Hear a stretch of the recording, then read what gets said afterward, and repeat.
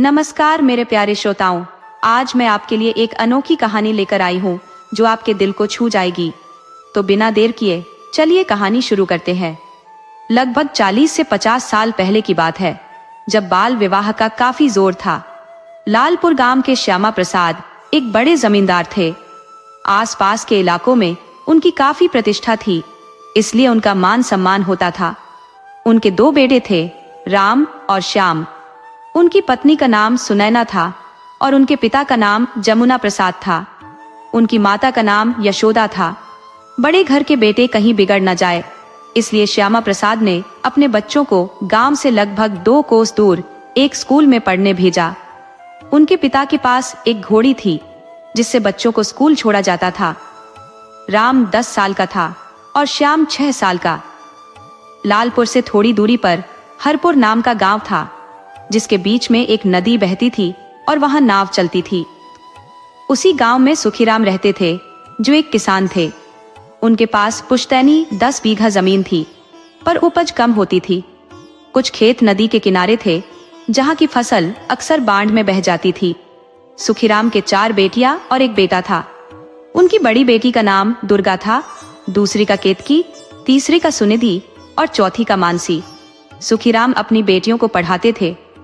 दुर्गा और केतकी को साइकिल पर बैठाकर स्कूल भेजते थे, जबकि सुनिधि और मानसी घर पर रहती थी। सुखीराम की पत्नी का नाम गिरजा देवी था और उनके पिता का नाम मंगतराम था। उनकी माँ का नाम रोहिणी देवी था। दुर्गा 10 साल की थी, केतकी 8 साल की, सुनिधि 6 साल की और मानसी 4 साल की थी। उस समय के अनुसार दुर्गा शादी योग्य हो चुकी थी।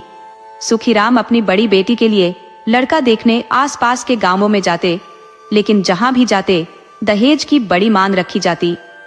दुर्गा की शादी 1 साल के भीतर करनी जरूरी थी, क्योंकि उस समय बेटी को घर पर रखकर कन्यादान करना मुश्किल माना जाता था।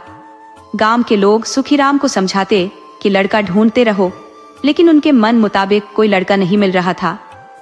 एक दिन उन्हें नौलखा नाम के गांव के किसान राम के बेटे मनोहर लाल का रिश्ता मिला, जो 12 साल का था और कक्षा 5वीं में पढ़ता था। जब सुखीराम ने मनोहर लाल के लिए रिश्ता मांगा, तो मनोहर लाल के पिता केशुराम ने दहेज में एक चौका, फूल का बर्तन, पीतल का बर्तन, एक जोड़ी बैल, एक गाय, एक बनिहार और एक पलंग कुर्सी की मांग रखी। इसके अलावा दहेज में 10 सोने की अशर्फिया और पाजेब भी देनी थी।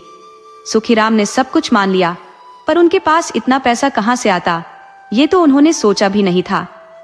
गांव के लोगों ने सुखीराम को सुझाव दिया कि वे अपनी जमीन जमींदार श्यामा प्रसाद के पास गिरवी रख दे और दहेज के लिए पैसे का इंतजाम कर लें। बेटी की शादी हो जाएगी और धीरे धीरे कर्जा चुका देंगे। मजबूरी में सुखीराम ने श्यामा प्रसाद के पास जाकर कहा, मालिक, हमारा खेत गिरवी रख लीजिए और कुछ पैसे दे दीजिए ताकि हम बेटी का ब्याह कर सके। धीरे धीरे कर्जा चुका देंगे। श्यामा प्रसाद ने कहा, देखो सुखीराम, हम खेत गिरवी नहीं लेते। अगर तुम जमीन बेचोगे तो मैं खरीद लूंगा। मजबूरी में सुखीराम ने 4000 रुपए में अपनी 1 बीघा जमीन जमींदार साहब को बेच दी। सुखीराम ने दुर्गा की शादी में जितना भी सामान तय हुआ था, जैसे बैल, गाय, बर्तन, सोने की अशर्फिया वगैरह, सब दहेज में दे दिया। दूल्हा पालकी में आया और बारात बैलगाड़ियों से पहुंची। शादी का इंतजाम बहुत अच्छे से हुआ। जब शादी के बाद विदाई हुई तो दुर्गा को डोली में ससुराल भेजा गया, लेकिन वो अभी सिर्फ 10 साल की बच्ची थी। बारात सुबह से चली और शाम को ससुराल पहुंची। अगले दिन सुबह दुर्गा को पूजा के मंडप में बैठाया गया। मनोहर लाल ने अपनी माँ से कहा, माँ, मुझे भूख लगी है, कुछ खाने को मिलेगा? उसकी माँ ने जवाब दिया, बेटा, पहले पूजा हो जाने दो, फिर खा लेना। लेकिन अगर ज्यादा भूख लगी है तो थोड़ा फल और मिठाई खा सकते हो। जैसे ही मनोहर की माँ ने उसे खाने की थाल दी, दुर्गा भी बोल पड़ी, माँ, मुझे भी भूख लगी है, मुझे भी कुछ दे दो। लेकिन उसकी दाई बनिहारिन ने उसे चुप कराते हुए कहा, बेटी, ये तेरा ससुराल है, पहले पूजा कर, फिर जो तुझे देंगे वो खा लेना। दुर्गा रोने लगी और बोली, मेरी माँ तो मुझे सुबह ही खाना खिला देती थी। ये मेरा घर नहीं है, मनोहर का घर है, इसलिए मुझे यहाँ खाना नहीं मिलता। मनोहर की दादी जो आंगन में बैठी थी, ये सब सुन रही थी। वो आई और दुर्गा को समझाने लगी, मैं भी तेरी दादी हूँ, जो तुझे अच्छा लगेगा वो ला कर दूंगी, लेकिन थोड़ी देर के लिए चुप हो जा, पूजा खत्म होते ही तुझे खाना खिलाऊंगी। पूजा करते करते मनोहर लाल माँ की गोद में ही सो गया और दुर्गा भी अपनी दाएं की गोद में सो गई। दोनों को जाकर बिछावन पर सुला दिया गया। जागने के बाद दुर्गा ने फिर रोना शुरू कर दिया और कहा, ये मेरा घर नहीं है, मैं यहाँ खेल नहीं पाऊंगी। मनोहर की दादी आई और बोली, दुर्गा बेटी, तू दूध भात खाएगी? दुर्गा ने जवाब दिया, मुझे भूख लगी है। दादी ने एक कटोरी में दूध भात लाकर उसे खिला दिया। फिर दुर्गा ने दादी से कहा, दादी, मुझे धोती में क्यों लपेट दिया? मैं गिर जाऊंगी, मुझे फ्रॉक दे दो। दादी ने उसे फ्रॉक पहनाई। ये देखकर मनोहर की माँ अपनी सास से बोली, माँ जी, आप अभी से इसे सिर पर चढ़ा रही हैं, बाद में इसे कोई रोक नहीं पाएगा। मनोहर की दादी ने कहा, बहू, जब तू भी आई थी तब तू भी बच्ची थी, आज तू घर संभाल रही है ना, ये भी बच्ची है, इसे समझ नहीं है कि शादी क्या होती है, ससुराल क्या होता है, पति कौन होता है। मनोहर की माँ बोली, ठीक है माँ, आप ही इसे देखना। फिर दादी रोज दुर्गा को फ्रॉक पहनाती और उसके बालों में रिबन से छोटी बांधती। वो जो भी खाती दादी उसे खिलाती। दादी का सारा वक्त अब दुर्गा के साथ गोटी खेलने और कहानियां सुनाने में गुजरने लगा। ससुराल आने के बाद दुर्गा की पढ़ाई छूट गई थी, जबकि मनोहर पढ़ने जाता था। दोनों हमेशा आपस में झगड़ते रहते थे। दादी दोनों की सुलह कराती और कहती, मनोहर बेटा, ये तेरी बहुरिया है। मनोहर कहता, नहीं दादी, बापू इसे न जाने कहां से उठा लाए हैं, अब ये मेरे घर में रहती है। और दुर्गा कहती, इसी ने मेरी माँ और बापू को मुझसे छीन लिया, अब मेरा कोई नहीं है। इसी बीच दुर्गा की बहन केतकी भी 9 साल की हो गई थी। सुखीराम के सिर पर एक और चिंता बढ़ गई थी। हालांकि उन्हें इस बात का संतोष था कि अगर खेत बेच देंगे तो केतकी का ब्याह भी कर देंगे। केतकी के लिए सुखीराम ने एक दूर के गांव झंझट में लड़का देखा। राधेश्याम का बेटा सोहन उन्हें पसंद आ गया और रिश्ता तय हो गया। राधेश्याम के 3 बच्चे थे, 2 लड़के और 1 लड़की। बड़ा लड़का सोहन 9 साल का था, दूसरा लड़का रोहन 7 साल का और बेटी गंगा छोटी थी। राधेश्याम की पत्नी थोड़ी लालची थी, जो अपने बच्चों को तो प्यार करती थी, लेकिन दूसरों के लिए उसका मन अच्छा नहीं था। राधेश्याम ने केतकी से शादी इसलिए की क्योंकि सुखीराम की जमीन पर उसकी नजर थी। राधेश्याम को शादी में 5 गाय, 1 चौका, बर्तन, पलंग और 1 बीघा जमीन भी मिलनी थी। सुखीराम ने केतकी की शादी में 1 बीघा जमीन राधेश्याम को दे दी और 1 बीघा जमीन श्यामा प्रसाद को बेच दी ताकि बाकी खर्चे पूरे हो सके। श्यामा प्रसाद को किसी ने बताया कि सुखीराम ने अपनी दूसरी बेटी के ससुराल वालों को 1 बीघा जमीन दी है। ये बात श्यामा प्रसाद को नागवार गुजरी, क्योंकि उनकी अपनी नजर भी उसी जमीन पर थी। उन्होंने तहसीलदार को राधेश्याम के पास भेजा और उसे बुलवाया। श्यामा प्रसाद ने राधेश्याम से कहा, भाई राधेश्याम, आप हमारे इलाके में आए हो, लेकिन यहाँ रहकर खेती करना आपके लिए मुश्किल होगा। बेहतर यही होगा कि आप जमीन मुझे दे दें और बदले में जो भी रकम तय हो उसे ले लें। आप आराम से अपना काम कर सकते हैं। राधेश्याम ने सोचा और श्यामा प्रसाद की बात मान ली। इस तरह सुखीराम की 2 बीघा जमीन श्यामा प्रसाद के नाम हो गई। 1 बीघा जमीन पहले ही बेच चुके थे। इसी दौरान केतकी की शादी की तारीख भी नजदीक आ गई। दुर्गा, जो पहले से अपने ससुराल में थी, को भी केतकी की शादी के समय विदाई कराकर वापस घर लाया गया था। घर पहुंचने पर दुर्गा की माँ और दादी ने उससे पूछा, बेटी, ससुराल में सब कैसे हैं? दुर्गा ने जवाब दिया, माँ दादी, सब ठीक है। वो लोग मुझे प्यार करते हैं, लेकिन मनोहर की माँ मुझे डांटती है और फिर खाना देती है। जब मैं रोती हूँ तो दादी मुझे खाना खिलाती है। दुर्गा की दादी ने सुखीराम से कहा, सुखीराम, शादी के तुरंत बाद दुर्गा को विदा मत करना, उसे 2 साल तक अपने पास रखो। जब वो बड़ी हो जाएगी तब भेज देना। सुखीराम ने कहा, ठीक है अम्मा, मैं ऐसा ही करूंगा। दुर्गा भी माँ से पूछने लगी, माँ, क्या तुम केतकी को भी दूसरे घर भेज रही हो?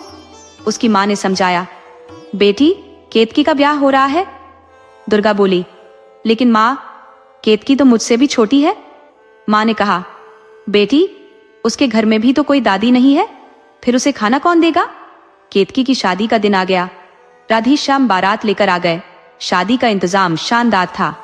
खान पान और सजावट बेहद सुंदर और करीने से की गई थी।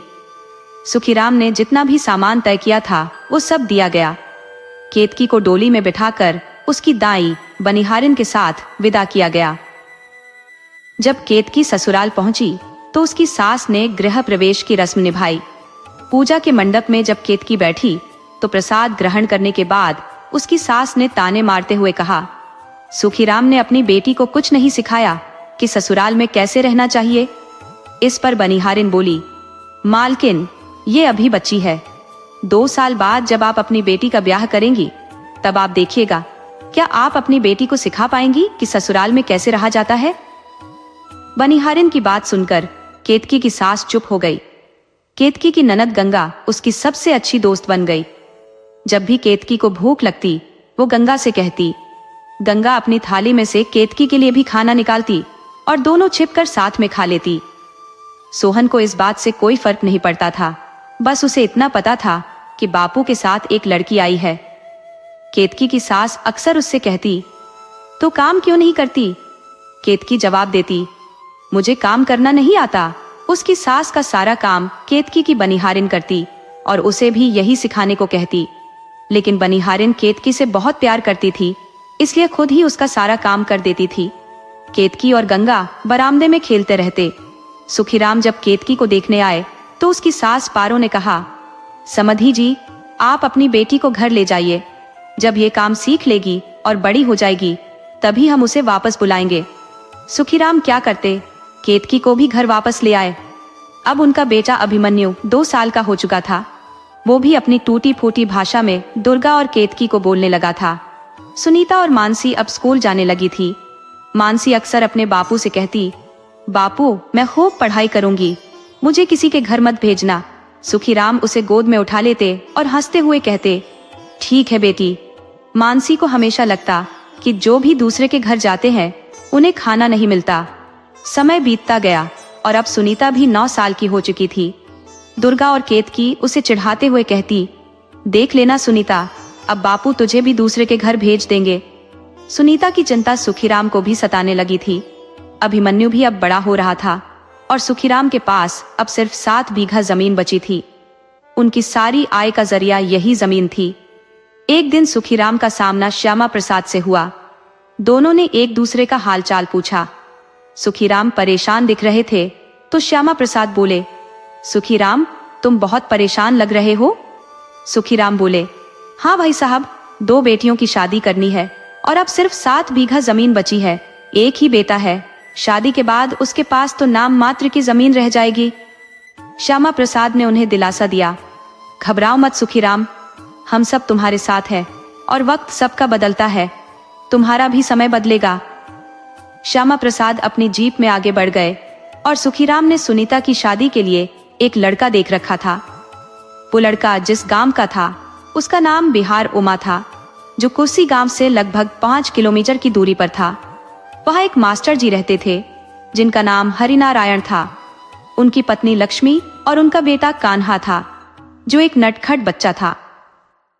मास्टर जी स्कूल में पढ़ाते थे और भले ही वे बहुत धनी न थे मगर गरीब भी नहीं थे। सांवला सा कान्हा बहुत ही होशियार बच्चा था। उसकी चंचलता सबका मन मोह लेती थी।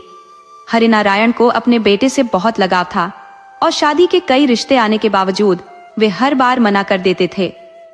जब सुखीराम मास्टर जी के घर पहुंचे तो मास्टर जी ने पूछा, भाई साहब, आपका यहाँ आना कैसे हुआ। सुखीराम बोले, मास्टर जी, मैं हरपुर गांव का किसान हूँ। मेरी 4 बेटियां और 1 बेटा है। 2 बेटियों की शादी हो चुकी है। अब सुनीता की शादी के लिए आपके बेटे कान्हा का हाथ मांगने आया हूँ।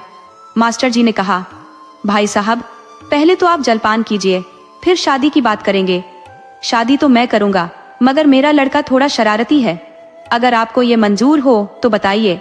सुखीराम को लगा कि ये रिश्ता उनकी सुनीता के लिए उपयुक्त होगा और उन्होंने वहीं शादी तय कर दी। शादी के दिन सुखीराम ने सुनीता को वही सब सामान दिया जो उन्होंने अपनी दूसरी बेटियों को दिया था, ताकि सुनीता के मन में कभी यह न आए कि उसके पिता ने दोनों बहनों से ज्यादा उसे प्यार नहीं किया। उन्होंने शादी में कोई कसर नहीं छोड़ी। शादी का खर्च भी उन्हें उठाना पड़ा और इसके लिए उन्हें फिर 1 बीघा जमीन बेचनी पड़ी, जो श्यामा प्रसाद के पास चली गई। श्यामा प्रसाद ने सुखीराम से कहा, तुम्हें पैसा तो मिल ही जाएगा और जमीन भी मुझे ही मिलेगी। सुखीराम बोले, भाई साहब, मेरे पास और कोई चारा भी तो नहीं है।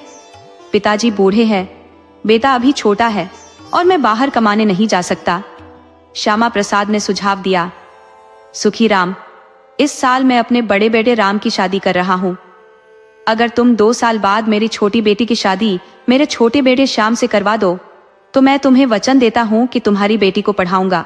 इस तरह राम और सुनीता की शादी एक ही दिन में हो गई। राम की शादी बहुत धूमधाम से हुई।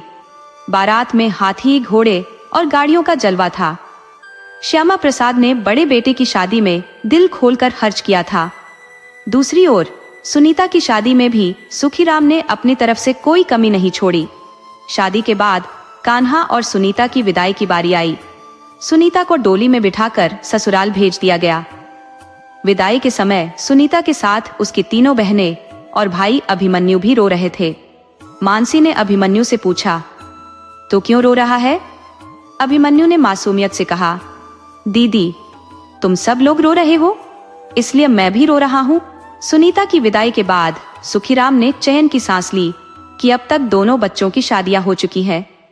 उन्होंने तय किया कि जब तक उनकी सबसे छोटी बेटी बड़ी नहीं हो जाती, तब तक दोनों बच्चे पढ़ाई करेंगे। मानसी और अभिमन्यु दोनों पढ़ाई में तेज थे। खासकर मानसी के रूप रंग ने सबका दिल जीत लिया था। लेकिन चयन के ये दिन ज्यादा समय तक नहीं रहे। दुर्गा के ससुराल से बुलावा आया। अब वह 16 साल की हो चुकी थी। दुर्गा की माँ और दादी ने उसे ससुराल के रीति रिवाज सिखाए और 1 महीने बाद दुर्गा की विदाई भी हो गई। इस बार दुर्गा के ससुराल पहुंचते ही उसने ससुराल के सब बड़ों के पैर छूकर आशीर्वाद लिया। अब उसका प्रतिदिन का काम बन गया था कि सुबह उठकर नहा धोकर पूजा करे, फिर खाना बनाकर सबको खिलाए और बड़ों का कहना माने। इधर मानसी 6ठी कक्षा में प्रथम आई, जबकि अभिमन्यु केवल पास हुआ था। श्यामा प्रसाद का बेटा श्याम भी पढ़ाई में ठीक ठाक था, मगर उसकी शरारतें कुछ ज्यादा थीं। बड़े घर के लड़कों को जो लाड़ प्यार मिलता है, उसमें थोड़ी बहुत शरारत तो हो ही जाती है। समय बीतता गया और देखते ही देखते 2 साल बीत गए। एक दिन रास्ते में श्यामा प्रसाद और सुखीराम फिर मिले। श्यामा प्रसाद बोले, भाई साहब, बच्चे अब बड़े हो गए हैं, शादी के बारे में आपका क्या विचार है? सुखीराम ने कहा, भाई साहब, शादी तो हम आपके यहाँ ही करेंगे, बस मानसी को हाई स्कूल की परीक्षा पास कर लेने दीजिए, उसके बाद हम शादी करेंगे। बच्चों की खुशी में ही हमारी खुशी है। श्यामा प्रसाद ने मुस्कुराते हुए कहा, ठीक है, मैं भी उस पल का इंतजार करूंगा। अब उनका बेटा श्याम कॉलेज में पहुंच चुका था, जबकि मानसी भी हाई स्कूल की परीक्षा के करीब आ गई थी। लालपुरा और हरपुर गांव के बीच ये पहला ऐसा विवाह था जो बालिक उम्र में हो रहा था। एक दिन शाम को जब सुखीराम श्यामा प्रसाद के घर पहुंचे तो वहां बैठक चल रही थी। श्यामा प्रसाद ने जब सुखीराम को देखा तो उन्हें बैठने का इशारा किया और कहा, कहिए, क्या बात है? बैठक में मौजूद लोगों को विदा करने के बाद सुखीराम ने अपनी बात शुरू की, भाई साहब, अब समय आ गया है, बच्चों की उम्र भी हो गई है, अब हमें उनकी शादी कर देनी चाहिए। इसके बाद वे कॉलेज भी जाएंगे। यदि आपकी कोई खास इच्छा हो तो हमें बताइए, हम पूरी कोशिश करेंगे उसे पूरा करने की। श्यामा प्रसाद ने सुखीराम की ओर देखकर कहा, भाई साहब, मेरे पास सब कुछ है, बस एक बेटी की कमी थी जो तुमने पूरी कर दी। मुझे और क्या चाहिए? इस शादी में सारा खर्चा मैं करूंगा, आपको कुछ नहीं करना है, बस 2 कपड़ों में बेटी की विदाई कर दीजिएगा। सुखीराम ने श्यामा प्रसाद की बात मान ली, पर उनकी छोटी और प्यारी बेटी मानसी की विदाई खाली हाथ कैसे हो सकती थी। इसी वजह से उन्होंने 5,000 रुपये उधार लिए थे ताकि मानसी को विदा करते समय कोई कमी न रह जाए। दुकानदार ने कहा था कि अगर 1 साल में कर्जा नहीं चुकाया तो सुखीराम की 1 बीघा जमीन ले लेगा। सुखीराम ने इस पर हामी भर दी थी। मानसी की शादी का दिन आ गया था। सुखीराम ने अपनी बड़ी बेटी और दामाद को भी बुलवा लिया था और पूरे गांव को निमंत्रण दे दिया था। मानसी को चौके के बर्तन के साथ 10 असरफी, पायल, करधनी, हार और झुमके दिए। दामाद शाम को कपड़े, घड़ी, अंगूठी और चैन दी। जमाई के अलावा उसके माता पिता और परिवार वालों को भी कपड़े दिए। श्यामा प्रसाद ने बारात लेकर बड़े धूमधाम से सुखीराम के दरवाजे पर कदम रखा। सुखीराम ने भी अपनी हैसियत से बढ़कर बारात का स्वागत किया। श्यामा प्रसाद ने भी अपनी तरफ से कोई कसर नहीं छोड़ी। 5-6 गांवों को भोजन कराया गया। सब लोग बहुत खुश थे। इस विवाह में गरीबी और अमीरी का कोई फर्क नजर नहीं आया, बल्कि श्यामा प्रसाद ने एक साधारण घर की लड़की को राजकुमारी बना दिया था। अगले दिन मानसी की विदाई धूमधाम से हुई। सुखीराम ने अपनी बेटी को पूरे सम्मान के साथ विदा किया। ससुराल पहुंचने पर मानसी का दिल खोलकर स्वागत हुआ। हालांकि कुछ लोग आलोचना करने से भी नहीं चूके, लेकिन मानसी इन बातों पर ध्यान न देकर अपने परिवार को खुश रखने की कोशिश में लगी रही। उसकी जेठानी, जो एक जमींदार की बेटी थी, मानसी को हमेशा नीचा दिखाने की कोशिश करती थी और उसका पति श्याम भी उसका साथ देता था। लेकिन श्यामा प्रसाद और उनकी पत्नी मानसी को बहुत प्यार और इज्जत देते थे। मानसी की खुशियां तब दोगुनी हो गई जब उसकी परीक्षा का परिणाम आया। उसने पूरे राज्य में पहला स्थान प्राप्त किया था। वहीं दूसरी तरफ श्याम सिर्फ पास हो पाया था। इस नतीजे से श्याम के अहंकार को ठेस पहुंची और उसके दोस्तों ने इस मौके का फायदा उठाकर उसे शराब पीने की लत लगा दी। जब श्यामा प्रसाद को यह बात पता चली तो उन्होंने मानसी का भी उसी कॉलेज में दाखिला करा दिया ताकि वह श्याम के साथ रह सके। मानसी पढ़ने में तेज थी, लेकिन दोस्तों और बाहरी दुनिया से उसका कोई मतलब नहीं था। दोनों साथ कॉलेज जाते और आते थे, पर श्याम अपने दोस्तों की संगत में फंसता जा रहा था। मानसी ने कई बार उसे समझाने की कोशिश की, पर श्याम उसकी बात नहीं मानता था। मानसी ने श्यामा प्रसाद को इस बारे में बताया, लेकिन अब श्याम उनके हाथ से बाहर निकल चुका था।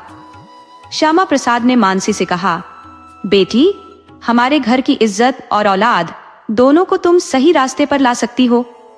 मानसी ने जवाब दिया, पिताजी, मैं अपनी पूरी कोशिश करूंगी, आगे ईश्वर की मर्जी। मानसी ने दोस्त बनकर श्याम को समझाने की कोशिश की, लेकिन श्याम की बुरी आदतें इतनी गहरी हो चुकी थी कि उसे बदलना आसान नहीं था। मानसी उसके साथ हर जगह जाती, उस पर नजर रखती, फिर भी श्याम छिपकर शराब पी लेता था। यह देखकर श्यामा प्रसाद काफी चिंतित हो गए थे। कॉलेज में भी मानसी अच्छे नंबरों से पास हुई, जबकि श्याम फेल हो गया था। परिवार के कुछ लोग कहने लगे कि बहू को ज्यादा पढ़ाना सही नहीं है, कौन सा उसे नौकरी करनी है, घर संभालना है और खाना बनाना ही तो उसका काम है। एक दिन मानसी ने अपने ससुर से कहा, पिताजी, मुझे आपसे कुछ कहना है। श्यामा प्रसाद बोले, हाँ बेटा, कहो। मानसी ने कहा, पिताजी, मैं एक शिक्षिका बनना चाहती हूँ। अगर आप इजाजत दें तो मैं इस राह पर आगे बढ़ना चाहती हूँ। श्यामा प्रसाद ने पूछा, बेटा, इतनी सारी प्रतियोगी परीक्षाएं हैं, फिर तुमने शिक्षक बनने का रास्ता क्यों चुना? मानसी ने कहा, पिताजी, मैं शिक्षिका बनकर कई बच्चों का भविष्य सुधार सकती हूँ। जब तक मैं इस सेवा में रहूंगी तब तक समाज और देश के लिए कुछ कर सकूंगी। श्यामा प्रसाद ने बेटी से कहा, बिल्कुल सही सोच है तुम्हारी, आगे बढ़ो। अब मानसी ने बीएड में दाखिला ले लिया था और वह रोजाना क्लासेस में जाने लगी। कॉलेज जाते समय श्यामा प्रसाद को अक्सर श्याम दिख जाता और वह उसे टोकते हुए कहते, देखो बेटा, तुम्हारी पत्नी की मेहनत और लगन को देखो, वो तो अपनी मेहनत से आगे बढ़ रही है और तुम यहाँ मटर गश्ती और शराब में समय बर्बाद कर रहे हो। पिताजी की ये बातें श्याम को चिढ़ा देती। वह सोचता, अगर पढ़ भी लिया और नौकरी भी कर ली तो कब तक करूंगा, दोस्तों का साथ नहीं छोड़ सकता। वह इन बातों को नजरअंदाज कर देता और सो जाता। इस बीच मानसी ने अपनी बीएड की परीक्षा पास कर ली और उसे हैदराबाद में नौकरी मिल गई। नौकरी की वजह से उसे हैदराबाद जाना जरूरी था।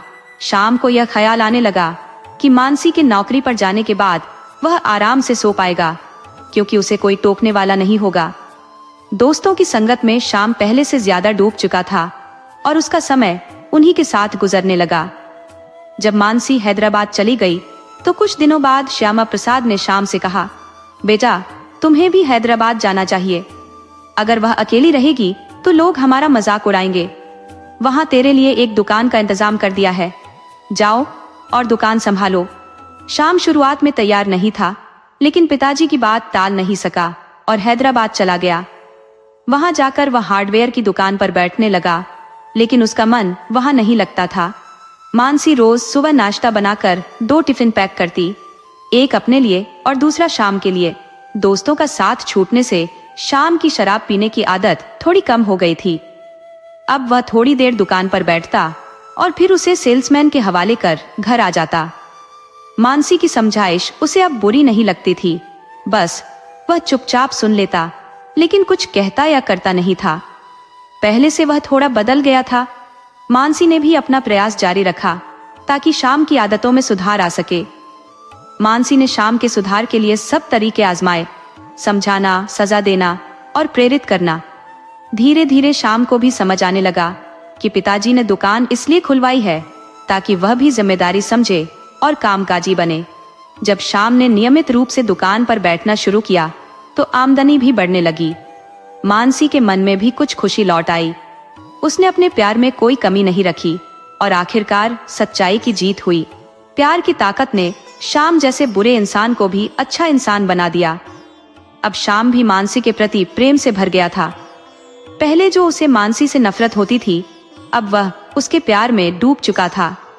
शाम ने शराब छोड़ दी और दुकान संभालने के साथ साथ घर के कामों में भी मानसी का हाथ बटाने लगा। उधर मानसी समाज सुधार के कार्यों में जुट गई थी। वह महिलाओं के अधिकारों और उनकी शिक्षा को लेकर जागरूकता फैलाने लगी।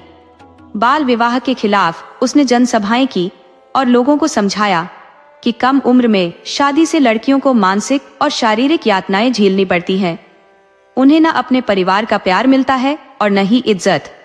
मानसी के विचारों से लोग प्रभावित हुए और धीरे धीरे बाल विवाह की प्रथा कम होने लगी। इसी बीच मानसी अपनी बहन केतकी की बेटी के जन्मदिन पर अपने गांव आई। वह अपने पिता सुखीराम से मिली। जब सुखीराम को पता चला कि उनकी बेटी अब शिक्षिका होने के साथ साथ समाज सुधारक भी बन गई है, तो उनका सीना गर्व से चौड़ा हो गया। उन्होंने अपनी 4 बेटियों की शादी कर दी थी, लेकिन मानसी उन सभी में से सबसे खुशहाल थी। मानसी ने अपने ससुर श्यामा प्रसाद से कहा, पिताजी, हमारे घर जो लक्ष्मी आई है उसे भी हम खूब पढ़ाएंगे और उसके बाद ही उसकी शादी करेंगे। हम बाल विवाह नहीं करेंगे। श्यामा प्रसाद ने मानसी का समर्थन किया। धीरे धीरे लोगों ने भी मानसी के विचारों को मानना शुरू कर दिया और बाल विवाह की प्रथा कम होने लगी। मानसी ने अपने जीवन में जो दुख झेला था, उसे उसने अपनी सूझबूझ और मेहनत से दूर किया। अब वह समाज में बेटियों को आगे बढ़ाने पर जोर देने लगी। उसने अपनी बहनों के जीवन के उदाहरण देकर लोगों को जागरूक किया कि कैसे नारी शिक्षा जरूरी है। उस समय लड़कियों की शिक्षा केवल उन्हीं घरों तक सीमित थी जो संपन्न थे, लेकिन मानसी के प्रयासों से लोग नारी शिक्षा के समर्थक बनने लगे। इधर मानसी की बहन केतकी की सास पारुल लालची थी। वह केतकी को एक बच्ची नहीं मानती थी, बल्कि उसे एक जिम्मेदार बहू की तरह देखती थी। घर का सारा काम केतकी से करवाती और बाकी सबको खाना खिलाकर खुद बाद में खाती। केतकी को जल्दी भूख लग जाती थी और उसकी छोटी बहन गंगा माँ से छिपकर उसे खाना खिलाती थी। गंगा खाना निकाल रही थी, तभी माँ ने पूछा, गंगा, ये खाना किसके लिए निकाल रही है? गंगा ने सीधे कहा, भाभी के लिए, उन्हें भूख लगी है। ये सुनकर माँ ने गंगा की पिटाई कर दी और खरी खोटी सुना दी। उस दिन के बाद केतकी ने खाना निकालना ही छोड़ दिया। जब सब खा लेते तब बचा कुचा खा लेती और कभी कभी भूखी ही रह जाती। केतकी ज्यादा पढ़ नहीं पाई थी, बस 3री कक्षा तक ही पढ़ी थी और फिर उसकी शादी कर दी गई थी। धीरे धीरे समय बीता और अब ससुराल में सबको पता चल गया कि केतकी सोहन की पत्नी है। सोहन को भी अब उसकी हालत पर दया आने लगी। केतकी के पिता ने शादी में एक पनिहारिन दी थी जो अब टूट चुकी थी। सोहन कभी कभी छुपकर केतकी को कुछ खिला देता, लेकिन वह खुद भी कुछ कमाता नहीं था। जो सामान पिताजी घर लाते उसमें से ही कुछ केतकी को मिल पाता था। एक दिन सोहन ने अपने पिताजी से कहा, पिताजी, मैं कमाना चाहता हूँ। पिताजी बोले, ठीक है, लेकिन तू क्या करेगा? ढंग का काम तुझे नहीं मिलेगा, तुझे तो बस मजदूरी ही करनी पड़ेगी। सोहन ने यह मान लिया और मजदूर बन गया, लेकिन जो भी कमाकर लाता उसकी सास पारो छीन लेती। सोहन चाहकर भी केतकी के लिए कुछ नहीं कर पाता था। केतकी का पहनावा भी बहुत साधारण था। जबकि पारो अच्छे कपड़े और गहने पहनती थी, पान खाती थी। गंगा की शादी एक खाते पीते परिवार में हो गई थी। एक दिन केतकी को जलेबी खाने की इच्छा हुई जो उसे बचपन में पिताजी खिलाते थे। वह अपने आंगन में बैठकर रो रही थी।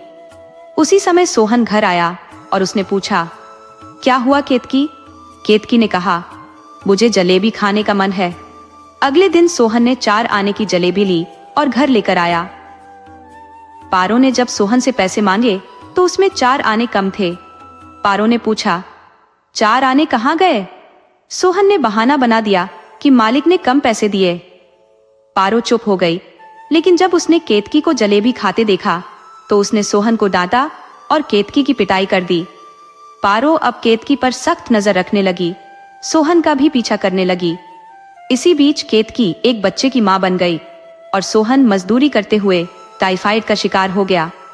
कम उम्र में शादी, मेहनत और घर की अशांति उसे कमजोर बना गई थी। गांव में कोई डॉक्टर नहीं था और जो भी दवाई मिलती उससे कोई फायदा नहीं हो रहा था।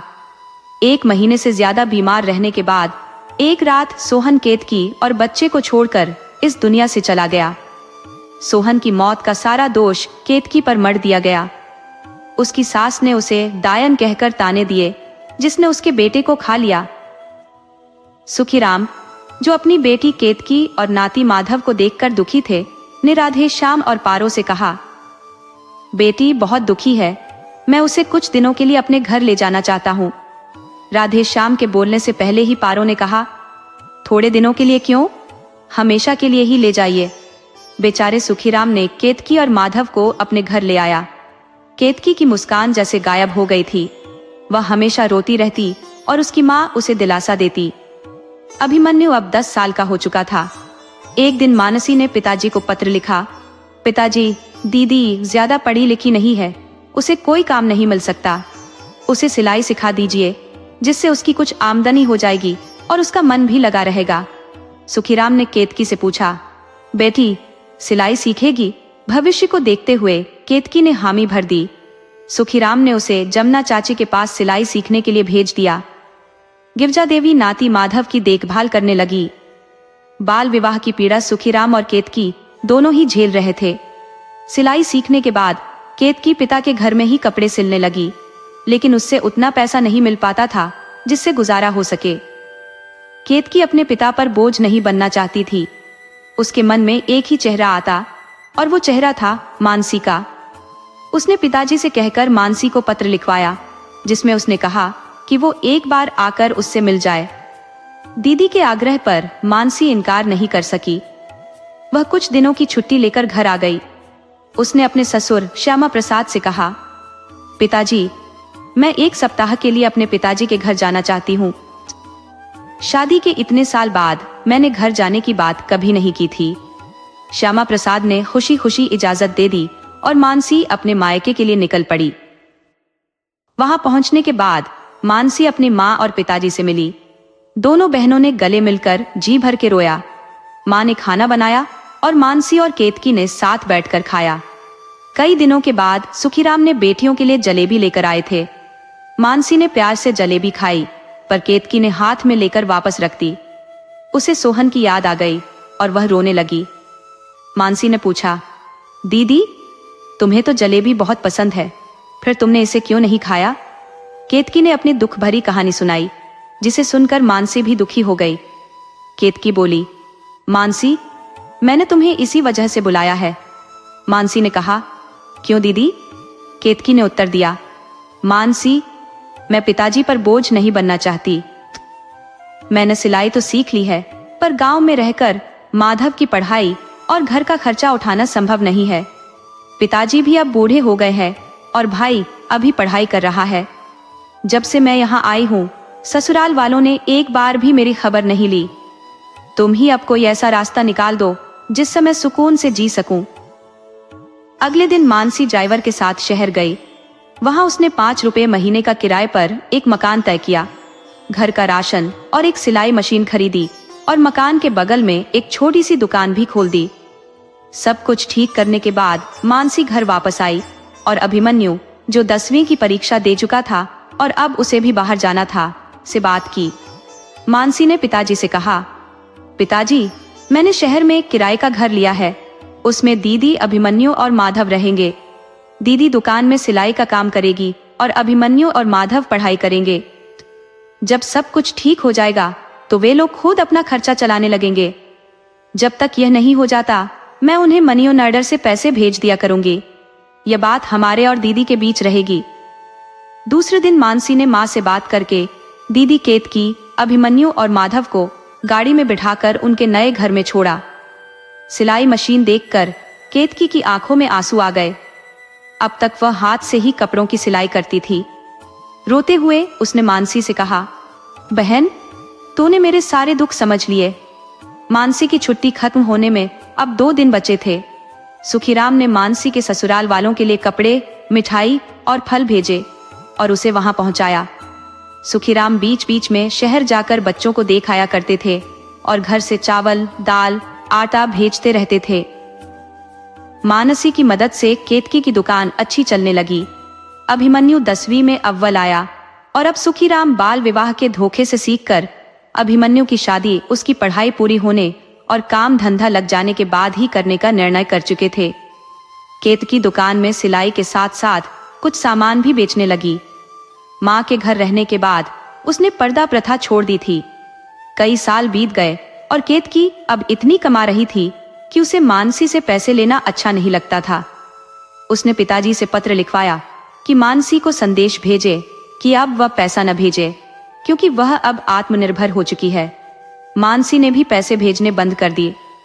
केतकी अपने और माधव के खर्चे खुद उठाने लगी। सुखीराम को खुशी हुई कि उनकी बेटी अब अपने पैरों पर खड़ी हो गई है। इधर जब पारो को पता चला कि केतकी की दुकान है तो उसके मन में लालच आ गया। वह सुखीराम के पास आकर बोली, भाई साहब, मैं अपनी बहू और पोते को ले जाना चाहती हूँ। सुखीराम ने कहा, यह निर्णय तो केतकी का होगा, वह जाना चाहेगी तो जा सकती है, मैं विदाई कर दूंगा। पारो केतकी के पास आकर बोली, बेटी घर चलो। पारो की बात सुनकर केतकी के सारे दुख उसके सामने आ गए। उसने कहा, माँ, अब मैं कहीं नहीं जाऊंगी, मैं सिलाई से अपना और माधव का खर्चा निकाल लेती हूँ। आप आएंगी तो आपके लिए दरवाजा हमेशा खुला है, जितने दिन चाहो यहाँ रह सकती हो। आपने मुझे पिताजी के साथ हमेशा के लिए भेज दिया था, अब यही मेरा घर है। पारो निराश होकर वापस गांव लौट गई। केतकी का किराए का घर अब उसका अपना घर बन गया था। उस इलाके में उसकी दुकान भी पहचान बना चुकी थी। अभिमन्यु पढ़ाई के बाद नौकरी में लग गया और सुखीराम ने एक पढ़ी लिखी लड़की से उसकी शादी तय कर दी। सुखीराम ने अपने बेटे की शादी में सभी बेटियों को बुलाया और विधि पूर्वक विवाह संपन्न किया। सभी बहनें केतकी को देखकर खुश हुई और सभी बेटियों को सुखीराम ने सम्मान के साथ विदा किया। मानसी ने गरीब और लाचार महिलाओं के लिए स्वयं रोजगार नामक संस्था खोली, जो महिलाओं को जीविका के साधन उपलब्ध कराती थी। बाल विवाह की प्रथा बंद हो गई, लेकिन आज भी आदिवासी समाज की कुछ जनजातियां हैं जहां यह प्रथा अब भी चलती है, पर वह समाज और देश से छुपकर। दोस्तों, अगर आपको हमारी कहानी पसंद आई हो तो कृपया हमारे चैनल को सब्सक्राइब करें, वीडियो को लाइक करें और शेयर करें।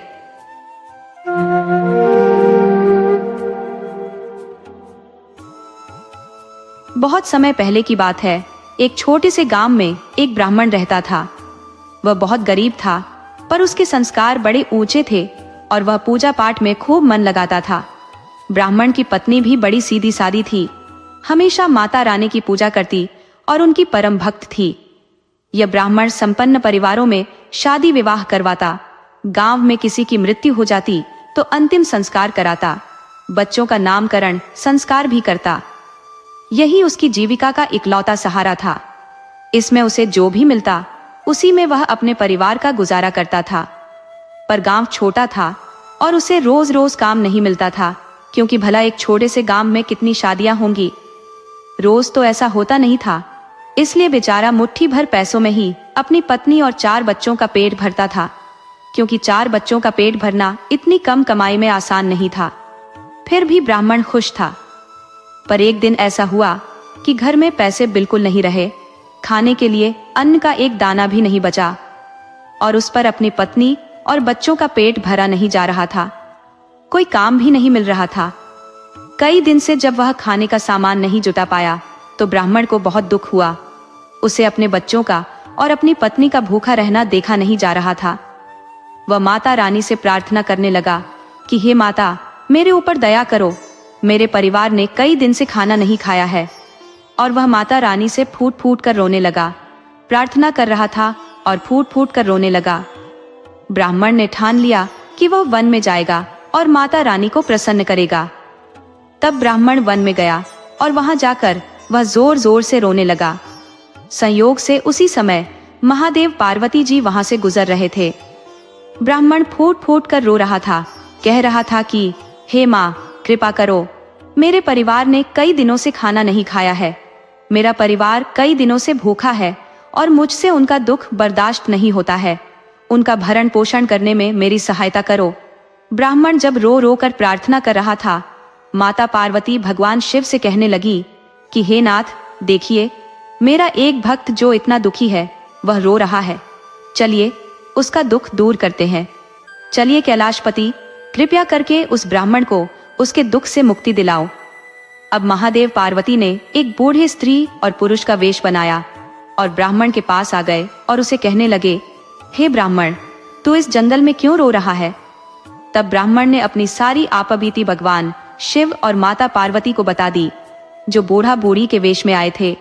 तब माता रानी के कहने से भगवान शिव ने उस ब्राह्मण को एक हांडी दी और कहा कि यह एक जादुई हांडी है। इसमें से जब तुम इसे उल्टा करके हिलाओगे, जो चावल की खीर बनती है वह इसमें से झरने लगेगी। और हाँ, इसे तुम जब भी हिलाओगे तो तुम्हारा परिवार इससे अपना पेट भर सकता है और इससे तुम कोई व्यापार भी कर सकते हो। भगवान शिव ने तुरंत ही ये हांडी जब उसके सामने रखी, ब्राह्मण हांडी को लेकर बहुत खुश हुआ और उसे लेकर वह बहुत ही खुश होता हुआ अपने घर की तरफ चल दिया। चलते चलते रास्ते में उसे भूख तो लगी ही रही थी और जब उसे यह पता चला कि हांडी से स्वादिष्ट खीर निकलेगी तो उसने सोचा कि एक बार इसको आजमा कर देखता हूँ। तब रास्ते में, क्योंकि वह नहाया धोया नहीं था, न इसने पूजा पाठ किया था, लेकिन उसने हांडी को हिलाकर देखा तो उसमें से मीठी मीठी खीर झरने लगी। तो उस ब्राह्मण ने उन खीरों को अपने गमछे में बांध लिया और चल दिया। अब वह मीठी खीरों की सुगंध और ब्राह्मण को जो भूख थी उसे अधमरा किए जा रही थी और चलता चलता सोचने लगा कि घर जाने में तो समय लगेगा। इसीलिए वह एक सराय में रुक गया और सराय वाले से कहने लगा कि भैया, जरा मेरी हांडी को संभाल के रखना, क्योंकि मैं नहाने के लिए जा रहा हूँ। तो सराय वाला, जो सराय का मालिक था, वह कहने लगा कि ठीक है, आप जाइए। वह अपनी हांडी और खीरों से भरी पोटली उसके पास रखकर नहाने के लिए चला गया और सराय वाला सोचने लगा कि आखिर इस साधारण सी हांडी के लिए ब्राह्मण इतना चिंतित क्यों हो रहा है। उसके पास कई तरह के ग्राहक आते हैं, लेकिन किसी ने भी इस तरह की हांडी को संभाल कर रखने की फरमाइश आज तक नहीं की। लेकिन ब्राह्मण तो जो जरूर कुछ बात है, उसको कुछ संदेह हुआ। अब सराय के मालिक को जो संदेह हुआ था, तो उसने उस हांडी को उठाया और उसे उलट पलट कर देखने लगा। उसे खाली पाकर सराय वाला बहुत निराश हुआ था कि यह तो वैसे ही मूर्ख ब्राह्मण है जो मुझे इसके लिए बोल कर गया है। लेकिन जैसे ही उसने हांडी को उल्टा करके हिलाया तो उसमें से बहुत सारी खीर, चावल की खीरें झरने लगी। उसने अपनी पत्नी और बच्चों को जल्दी से बुलाया और पलक झपकते ही जो सराय में बर्तन रखे हुए थे सबको खीरों से भर लिया। अब तो सराय का जो मालिक था उसके मन में लालच आ गया।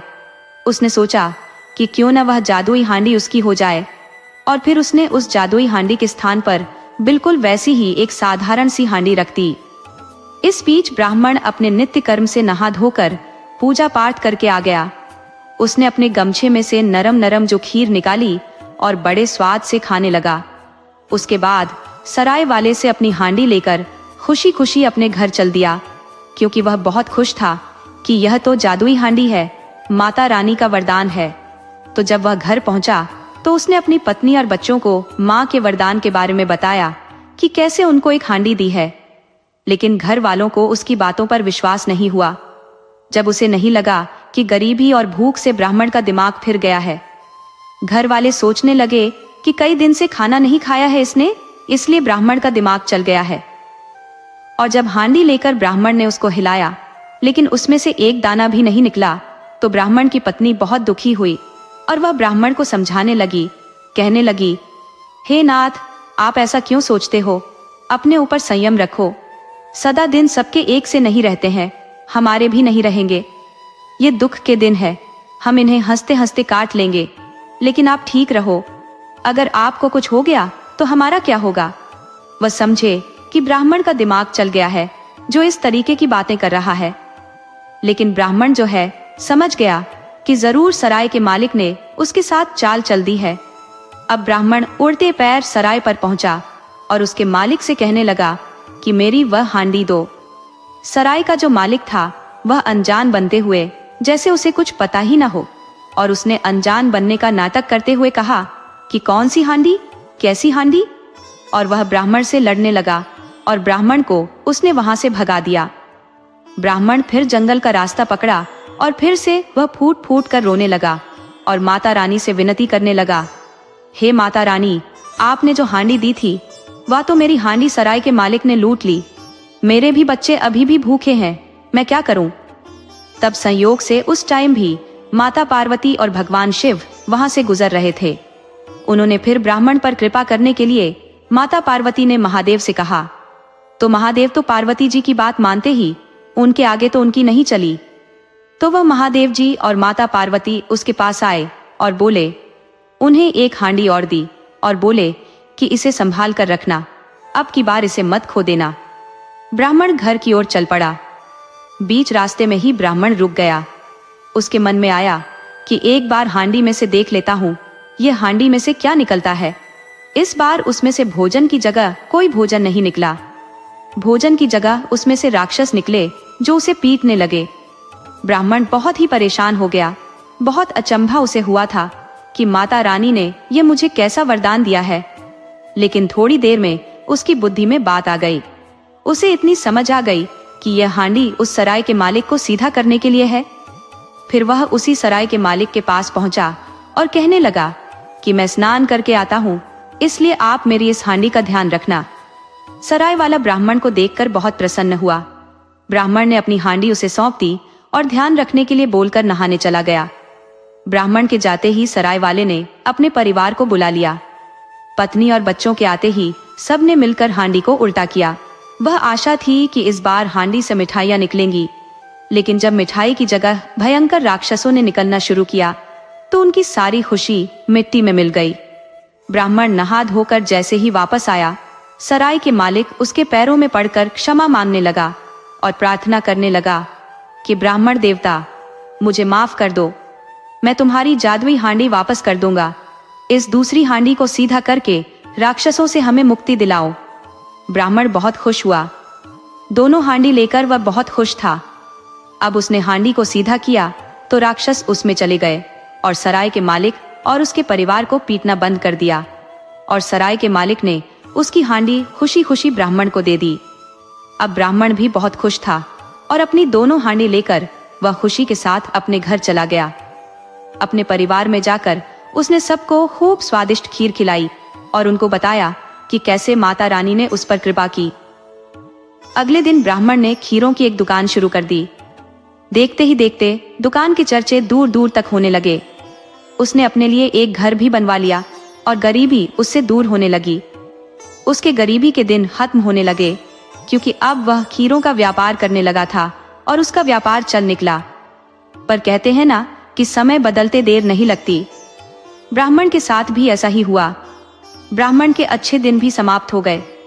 पहले की तरह, फिर से एक बार पहले की तरह उसके कंगाली के दिन लौट आए।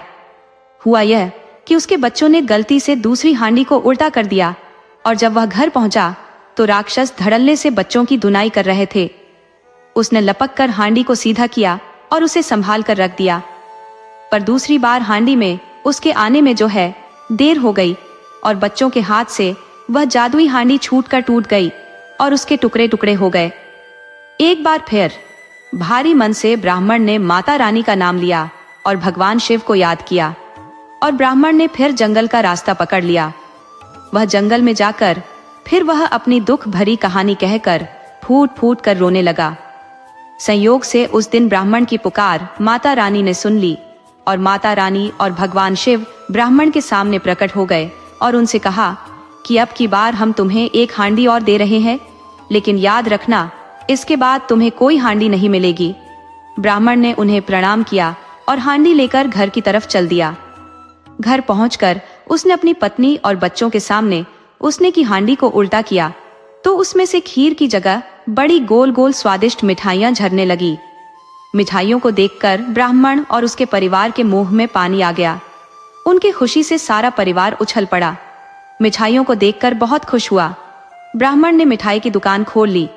उसके स्वादिष्ट मिठाइयों की खबर आग की तरह फैल गई। उसके आसपास के सभी गांवों में शादी विवाह के कोई भी शुभ अवसर पर उसकी दुकान से ही मिठाइयां ले जाने लगे। उसके मिठाइयों के बिना शादी विवाह को अधूरा माना जाने लगा, क्योंकि वे खाने में बहुत स्वादिष्ट थी। ब्राह्मण की दिन दूनी रात चौगुनी उन्नति होने लगी। वह गांव का जो जमींदार था वह ब्राह्मण से जलन रखने लगा। उसने भी उस चमत्कारी हांडी के बारे में बहुत सुन रखा था। मन ही मन उसने तय किया कि उस हांडी को वह किसी भी कीमत पर हासिल करेगा। जमींदार के बेटे की शादी जल्दी ही होने वाली थी। इस अवसर पर उसने लोगों को आमंत्रित भी किया और ब्राह्मण से भी कहा था कि उसे अपने साथ हांडी को लेकर आए, जिससे मेहमानों की खातिरदारी करेंगे और तुम्हारी मिठाइयों की तो जो इतनी फेमस है कि लोग उनके दीवाने हैं। तुम्हारी मिठाइयां खाकर हमारे मेहमान बहुत खुश होंगे। ब्राह्मण को जमींदार की नीयत पर शक हो चुका था, लेकिन उसे मना करना उसके बस में नहीं था, क्योंकि वह गांव का जमींदार था। जैसे ही ब्राह्मण की हांडी से मिठाइयां झरने लगी, वैसे ही जमींदार ने उसके हाथ से हांडी छीन ली। उसने ब्राह्मण को खूब भला बुरा कहा और उसे वहां से भगा दिया। ब्राह्मण कुछ न कर सका, बेचारा चुपचाप लौट आया। उसकी अक्ल ही काम नहीं कर रही थी कि कैसे उसने अपनी हांडी गंवा दी। इसी दुख में वह रोया जा रहा था। लेकिन जैसे ही उसे माता की याद आई, उसने माता को याद किया। उसे तुरंत ही अपनी दूसरी हांडी भी याद आ गई, जो उसने अब तक संभाल कर रखी हुई थी। कांपते हाथों से उसने हांडी निकाली और व्यवहार में लौट आया। वहां पहुंचकर उसने हांडी पलटी। हांडी पलटते ही उसमें से राक्षसों की बारिश होने लगी, जो जमींदार और उसके चेले चपाटों को मारने के लिए दौड़ पड़े। राक्षसों ने जमींदार और उसके चेले चपाटों को दौड़ा दौड़ा कर पीटा। उन्हें छठी का दूध याद दिला दिया। थक हार कर ब्राह्मण से जमींदार क्षमा मांगने लगा और उसकी हांडी लौटा दी। उसके बाद ब्राह्मण अपने परिवार के साथ प्रसन्नता पूर्वक रहने लगा। हे माता रानी, हे भगवान शिव, जैसे आपने ब्राह्मण पर कृपा करी वैसे सब पर करना। अपने कहानी कहने वाले और कहानी सुनने वाले की सभी मनोकामनाएं पूरी करना।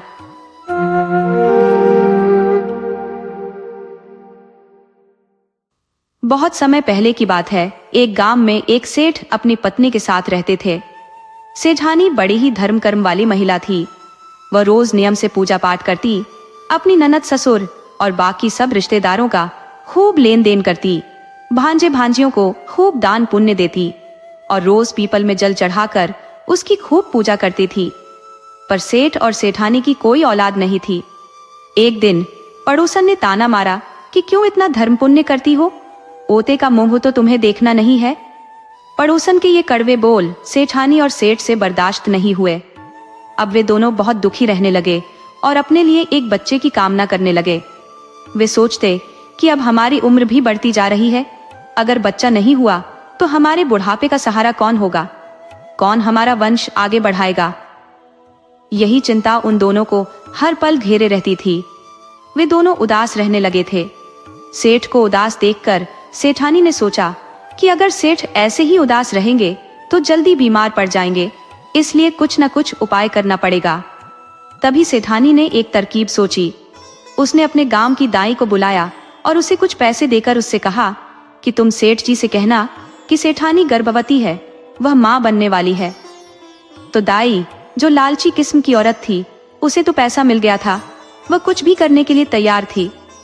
वह पैसे लेकर सेठ के पास गई और उनसे बोली कि सेठ जी, मुबारक हो, आप पिता बनने वाले हैं, सेठानी जी गर्भवती है। ये सुनकर सेठ बहुत खुश हुए। अब धीरे धीरे 6 महीने पूरे हो गए। सेठ जी ने गोद भराई की रस्म रखी, पूरे गांव को न्योता दिया।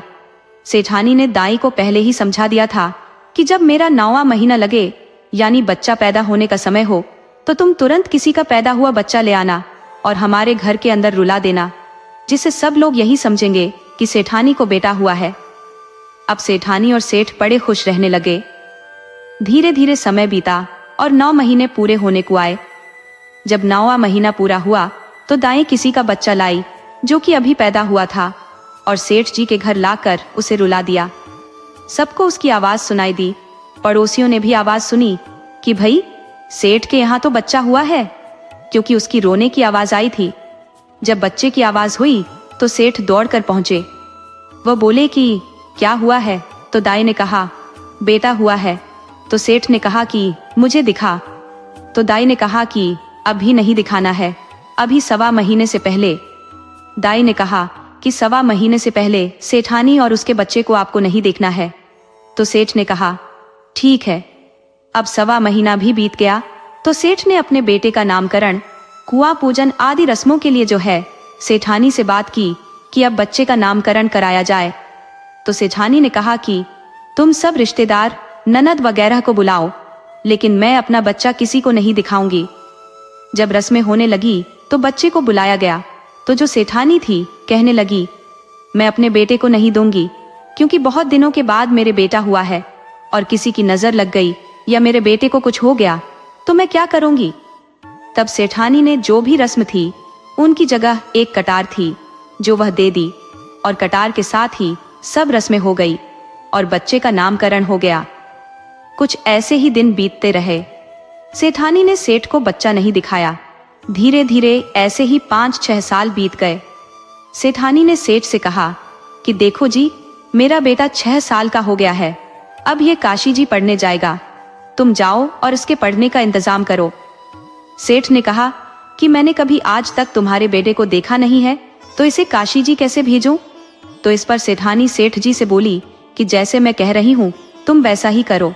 और सेठानी ने जैसे अपने बेटे के लिए बोला तो सेठ जी ने उसके लिए ऐसा ही करता गया। अब जो सेठानी कहने लगी कि मेरा बेटा, तो सब पड़ोसियों से कहने लगी मेरा बेटा काशी जी पढ़ने गया है और मेरा बेटा इतना सुंदर है, मैं किसी को नहीं दिखा सकती हूँ, नहीं तो मेरे बेटे को नजर लग जाएगी। और अब धीरे धीरे ऐसे ही समय बीतने लगा और एक दिन सेठानी ने सेठ जी से कहा सेठ जी, मेरा बेटा अब 16 साल का हो गया है, अब उसकी शादी करनी है, आप एक सुंदर और सुशील कन्या ढूंढकर उससे मेरे बेटे का विवाह करा दो।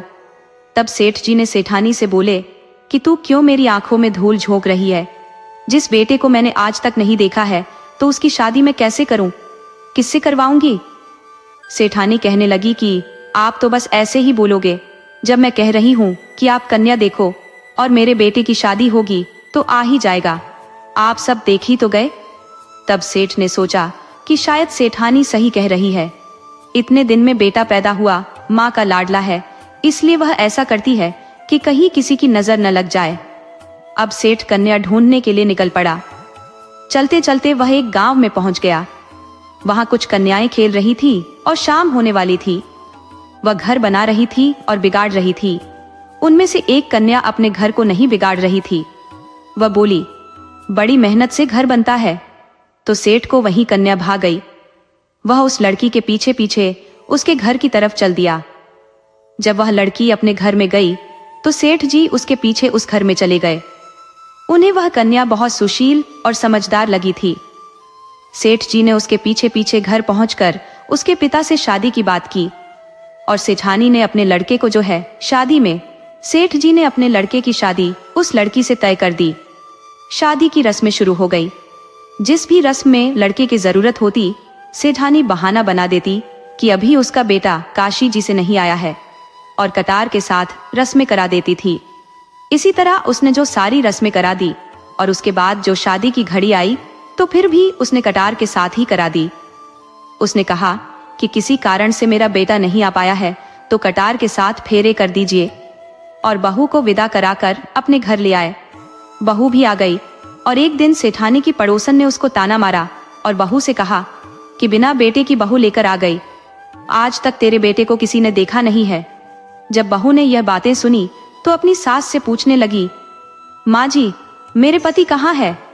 और वह उसकी सास पड़ोसन से बातचीत करने के लिए मना कर देती है और कहती है, बेटी, तेरा पति काशी जी गया है, और वह जैसे ही आएगा जरूर आएगा। मैं तुझे जरूर तेरे पति से मिलवाऊंगी। ये पड़ोसन तो हमसे जलती है, इसीलिए यह तुझे भड़का रही है। इसीलिए आज के बाद इस पड़ोसन से बातें मत करना और घर से बाहर कहीं नहीं जाना। देखो, मेरा मंदिर में जाने का नियम है। मैं जो पीपल सींचती हूँ, कीर्तन करती हूँ, तो उस भी तुम कहीं भी बाहर मत जाना। अपना दरवाजा बंद करके घर के अंदर रहा करो। और ये लो चाबियां घर की। उसको घर की जो 7 कोठे हैं, तो आपको कोठों की चाबी ले लो और जो भी तुम्हारा मन करे वैसा करो, क्योंकि मेरा कोई और नहीं है। तुम ही मेरी बहू और बेटियां बेटा हो, क्योंकि तुम्हें ही घर संभालना है, सब कुछ तुम्हारा है। कहकर सेठानी ऐसे 7 और कोठों की चाबी पकड़ा देती है। बहू जो बड़ी खुश हो जाती है। अब अगले दिन जब सास मंदिर जाती है तो बहू चाबी लेकर कोठे खोलने लगती है। एक दिन उसने पहला कोठा खोला तो उसमें बहुत सारे अच्छे अच्छे कपड़े रखे थे। उन्हें देखकर वह बहुत खुश हुई और उन्हें पहनती और श्रृंगार करती। पूरा दिन ऐसे ही उसका बीत जाता। अब दूसरे दिन उसने दूसरा कोठा खोला तो उसमें तरह तरह के गहने रखे हुए थे, जिन्हें देखकर वह बहुत खुश होती। अगले दिन उसने तीसरा कोठा खोला, किसी में अनाज, किसी में मिठाइयाँ। ऐसे करते करते वह ऊब गई कि रोज रोज यही खोलती हूँ। अब उसकी सास जब मंदिर गई तो वह सोचने लगी कि 7वां कोठा रह गया है, उसको और खोलकर देखते हैं। जब सास मंदिर गई तो उसने 7वें कोठे को खोला।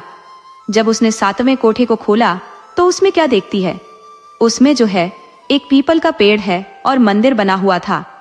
तो वह सोचने लगी, मेरी सास रोज मंदिर जाती है, घर में ही मंदिर है तो क्यों बाहर जाती है? वह देखती है कि 7वें कोठे में जो पीपल का पेड़ है उसमें से एक लड़का निकलता है। तो वह उससे पूछती है कि तुम कौन हो और कहां से आए हो? तब वह लड़का कहता है कि मैं तेरा पति हूँ और मैं काशी जी से आया हूँ। बहू ने कभी अपने पति को देखा नहीं था, तो उसने कहा कि मैं अभी माँ जी को बताऊंगी। तो वह कहता है कि अभी माँ को कोई बात मत बताना। बहू ने अपने पति को देखा नहीं था, तो उसको ही अपना पति मान लिया और उसके साथ बातें करने लगी। अब तो बहू रोज सासू माँ के मंदिर जाते ही 7वें कमरे में पहुंच जाती और रोज लड़का, जो कि लड़का इस पेड़ में से निकलता था, उसके साथ खूब बातें करती, चौपड़ खेलती। और ऐसे ही कुछ दिन बीत गए तो वह गर्भवती हो गई। तो सेठ जी सेठानी पर बहुत गुस्सा करने लगे कि अब मैं लोगों को क्या मुंह दिखाऊंगा, हमारी तो ऐसी बदनामी हो जाएगी, हमारी तो समाज में नाक कट गई। मैंने आज तक बेटे को किसी ने देखा नहीं, मैंने खुद आज तक अपने बेटे को नहीं देखा, तो वह पेट से कैसे हो गई? इस तरह से सेठानी ने कहा कि क्यों गुस्सा करते हो, मैं अपनी बहू से पूछ लूंगी। सेठानी ने बड़े प्यार से अपनी बहू से पूछा कि बहू, ये बच्चा किसका है? तो बहू ने बता दिया कि माँ जी, आपके बेटे का है। माँ जी, वह यहाँ आ गए हैं और 7वें कमरे में छुप कर रहते हैं।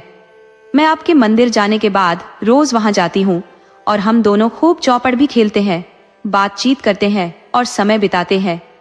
इस पर सास ने सोचा कि पता नहीं कौन कमरे में छिपकर बैठ गया है, जो मेरी भोली भाली बहू को जो है ठग रहा है, क्योंकि मेरे तो कोई बेटा ही नहीं है। वह तो मन में सास ऐसी सोच रही थी। इस पर उसने कहा कि तुमने हमें बताया क्यों नहीं था? तो बहू ने कहा, माता जी, आपके बेटे ने मना कर दिया था कि माँ को मत बताना।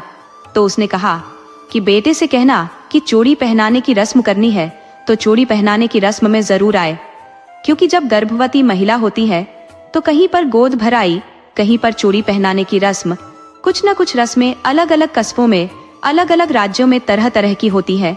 तो उसने कहा कि हमारे यहाँ चूड़ी पहनाने की रस्म में जो बेटा ही बहू को पहनाता है। तो वह कहने लगी, ठीक है माँ जी, मैं उनको बता दूंगी। अब अगले दिन बहू ने सारी बात उस लड़के को बताई।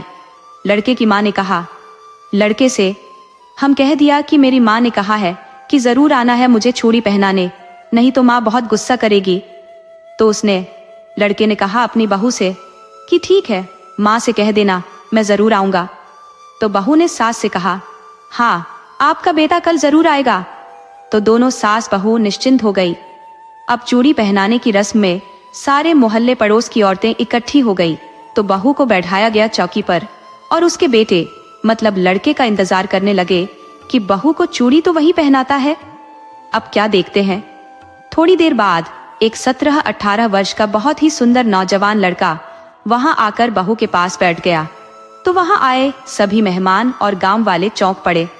देखो कितना खूबसूरत लड़का है, इसलिए सेठानी अपने लड़के को किसी को नहीं दिखाती थी। रस्म खत्म होने पर लड़का जाने लगा तो वह बोली, अब आप कहाँ जा रहे हो?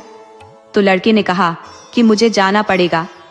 तो लड़का जाने लगा तो बहू भी लड़के के पीछे पीछे चल दी। जैसे ही वह पीपल के पेड़ के पास जाकर सांप की केंचुल पहनने लगता है तो बहू उस केंचुल को आग लगा देती है। दरअसल वह लड़का एक नाग होता है, जो पीपल का नाग होता है, जो मनुष्य के रूप में आता है, और केंचुल को बहू जो उसकी जला देती है। तो अब जब वह वापस नाग के शरीर में जाता तो लड़के का शरीर जलने लगता है, जिस पर बहू उस पर तुरंत कच्चा दूध डाल देती है, जिससे उसकी जलन शांत हो जाती है।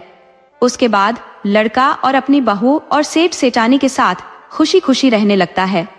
क्योंकि पीपल देवता से वह लड़का आता था जिसे पीपल देवता भेजते थे, क्योंकि पीपल देवता सेठानी की पूजा से बहुत खुश थे, इसलिए वह उस नाग को सेठानी का बेटा बनाकर भेजते थे। अब जब उसकी केंचुल जल गई तो वह दोबारा उधर नहीं जा सकता था और पीपल देवता ने उसे सेठ सेठानी का पुत्र बनकर रहने के लिए हमेशा हमेशा के लिए भेज दिया। हे पीपल देवता, जैसे तुमने सास बहू का मान रखा, जैसे तुमने सेठ सेठानी की गोद भरी, वैसे ही इस जो यह कहानी कह रहे हैं और जो यह कहानी सुन रहे हैं, उनकी सभी मनोकामनाएं पूर्ण करना। निसंतान दंपतियों को संतान देना, जिनके पास धन नहीं उन्हें धनवान बनाना, जो रोगी है उन्हें स्वस्थ काया देना। बोलो श्री हरि राधे राधे।